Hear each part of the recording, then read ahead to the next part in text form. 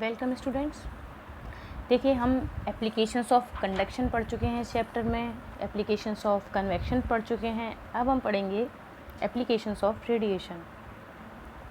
सबसे पहला जो एप्लीकेशन है वो ये है, cooling devices as car radiators are painted black so as to have cooling effect by radiating heat. जो कार रेडिएटर्स जो होते हैं वो हमेशा ब्लैक पेंट किए जाते हैं क्योंकि वो एक कूलिंग डिवाइस की तरह काम करता है। और मैंने आपको बताया था कि रेडिएशन में जो ब्लैक कलर की बॉडीज़ होती हैं वो बहुत अच्छी एब्जॉर्बर भी होती हैं और बहुत अच्छी रेडिएटर भी होती हैं, मतलब इमिटर भी होती हैं, इमिट भी बहुत अच्छे से करती हैं हीट को। तो जो कूलिंग इफ़ेक्ट वाले डिवाइसेस हैं उन्हें ब्लैक पेंट किया जाता है जिससे वो जल्दी से जल्दी हीट को क्या करें, रेडिएट करें, और जो डिवाइस हैं जहाँ पे वो यूज़ किए जा रहे हैं जिन चीज़ों में, तो वो उसे ठंडा रख सकें। ऐसे ही जो सेकंड इसका एप्लीकेशन है वो है, जो रूम हीटर्स होते हैं उनका जो सरफेस रहता है वो हमेशा पॉलिश्ड होता है और शाइनी होता है। तो वो इसलिए होता है जिससे वो हीट को रेडिएट कर सकें, अच्छे से रिफ़्लेक्ट कर सकें, क्योंकि जो पॉलिश्ड सरफेस होते हैं वो हीट को रिफ़्लेक्ट कर देते हैं।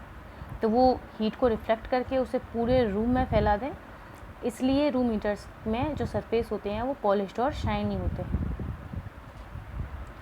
ऐसे ही थर्ड एप्लीकेशन है, जो ब्राइटली पॉलिश्ड ऑब्जेक्ट्स होते हैं वो जो हीट एनर्जी है उसे ज़्यादा टाइम तक अपने अंदर बना के रखते हैं। इसीलिए जो हॉट बेवरेजेस, मतलब जैसे कॉफ़ी, टी, इन्हें रखने के लिए, ज़्यादा टाइम तक इन्हें गर्म रखने के लिए जो इनके पॉट्स बनाए जाते हैं वो पॉलिश्ड बनाए जाते हैं।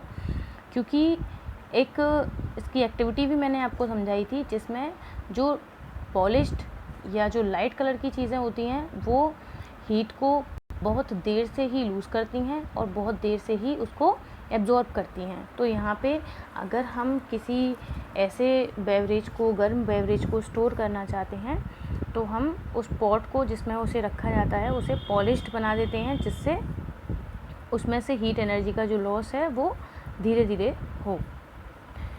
फोर्थ एप्लीकेशन है, जब हम समर सीज़न में लाइट कलर के कपड़े पहनते हैं तो वो कपड़े क्यों कंफर्टेबल होते हैं, तो उसका रीज़न है, जो लाइट कलर के कपड़े होते हैं वो हीट जो आ रही होती है उसे कम अमाउंट में एब्जॉर्ब करते हैं in comparison of dark clothes. जो डार्क क्लोथ्स होते हैं वो ज़्यादा एब्जॉर्ब करते हैं और जो लाइट कलर के कपड़े होते हैं वो कम एब्जॉर्ब करते हैं। ऐसे ही विंटर सीज़न में हम उल्टा करते हैं, हम डार्क कलर के कपड़े पहनते हैं, लाइट कलर के कपड़े नहीं पहनते हैं, क्योंकि डार्क कलर के कपड़े पहनने से जो रेडिएशन आ रहा है सन का वो ज़्यादा से ज़्यादा एब्जॉर्ब हो। फिफ्थ है, जो बिल्डिंग्स होती हैं उनकी जो आउटिंग होती है, मतलब उसका जो आउटर सरफेस होता है वो हमेशा वाइट वॉश किया जाता है, या फिर उस पर जो पेंट होता है वो लाइट कलर का होता है। जो वाइट वॉश किया जाता है, जैसे सफ़ेदी जो की जाती है, वो हमेशा या तो नॉर्मली सफ़ेदी जो की जाती है घरों में, एक तो वो होती है जो वाइट कलर की रहती है, और एक होता है अगर उसको पेंट भी किया जाता है तो वो लाइट कलर से पेंट किया जाता है, जिससे जो लाइट कलर है वो गर्मियों में घर को ठंडा रखे, क्योंकि जो हीट है वो ज़्यादा एब्जॉर्ब नहीं होगी बिल्डिंग में, जिससे घर जो है वो ठंडे बने रहते हैं। अब देखिए, कुछ कॉमन ऑब्जर्वेशंस हैं यहाँ पे जो इनके बेसिस पे देखी जाती हैं, तीनों के बेसिस पे, कंडक्शन, कन्वेक्शन और रेडिएशन के बेसिस पे। देखिए, सबसे पहली जो ऑब्जर्वेशन है वो ये है, जो रेफ्रिजरेटर्स होते हैं उनके जो कूलिंग कॉइल्स बनाए जाते हैं, या एयर कंडीशनर्स के जो कूलिंग कॉइल्स बनाए जाते हैं वो कॉपर के बनाए जाते हैं, जिससे वो हीट को जल्दी से कंडक्ट करके बाहर निकाल दें। जैसे जो कॉपर के पाइप्स हैं उनमें जो कंडक्ट होगी, मतलब जो हीट है वो फ्लो हो रही है, वो कंडक्ट होके ईज़िली वो उसे बाहर निकाल देते हैं, इसीलिए कॉपर को यूज़ किया जाता है इनमें। ऐसे ही जो बर्ड्स होते हैं, आपने देखा होगा विंटर में जो उनके फेदर्स होते हैं वो उनको थोड़ा पफअप कर लेते हैं, मतलब उसको थोड़ा फुला लेते हैं। उनके जो फेदर्स होते हैं उनमें वो हवा भर लेते हैं जिससे वो फूल जाते हैं। और वो ऐसा क्यों करते हैं? क्योंकि जो फैदर्स हैं उनके बीच में जो एयर पॉकेट्स होते हैं उनमें वो एयर जो भरती है वो बैड कंडक्टर होती है हीट का, और वो उनकी बॉडी से हीट को निकलने से रोकती है। जिस तरह से हमारी बॉडी पे मैंने आपको बताया था वूलन वर्क करता है जब हम वूलन पहनते हैं तब, उसी तरीके से बर्ड्स के जो फैदर्स हैं वो वर्क करते हैं। नेक्स्ट है ग्रीन हाउस। ग्रीन हाउस जो होते हैं ये कोल्ड क्लाइमेट्स वाले एरियाज़ में प्लांट्स को प्रोटेक्ट करके रखने के लिए बनाए जाते हैं, जिससे उन्हें हीट जो है वो प्रॉपर मिल सके।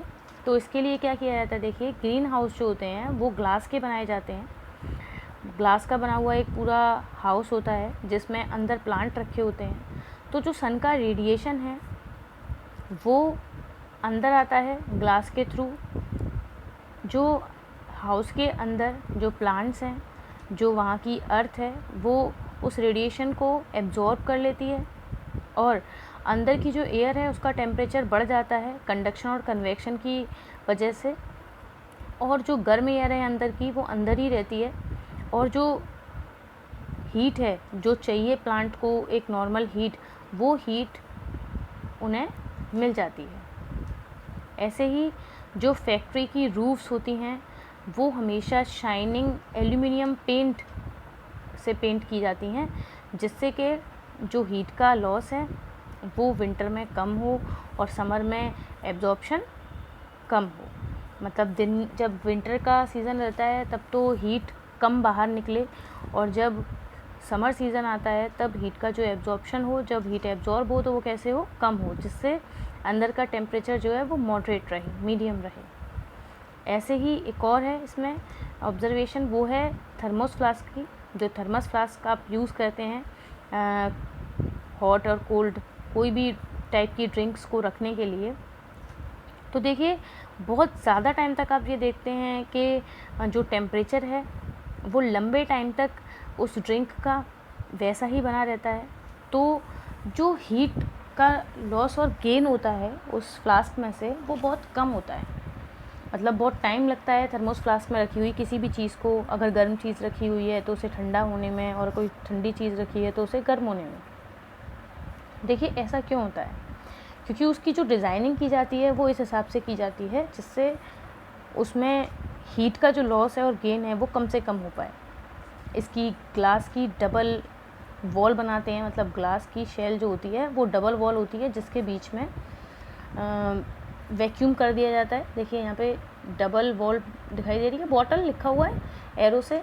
तो यहाँ पे 2 लेयर होती हैं जो कि ग्लास की होती हैं, और उन ग्लास की दोनों लेयर्स के बीच में से जो एयर होती है वो निकाल ली जाती है, जिससे कि बीच में वैक्यूम हो जाता है। तो वैक्यूम होने की वजह से क्या होगा कि वहाँ पे किसी भी टाइप के पार्टिकल नहीं होंगे, क्योंकि जिस जगह पे वैक्यूम होता है वहाँ पे किसी भी तरह के पार्टिकल नहीं होते हैं। अगर पार्टिकल नहीं होंगे तो 2 चीज़ें नहीं हो पाएंगी, एक कंडक्शन नहीं हो पाएगा और एक कन्वेक्शन नहीं हो पाएगा, तो जिसकी वजह से हीट का लॉस और गेन नहीं हो पाएगा।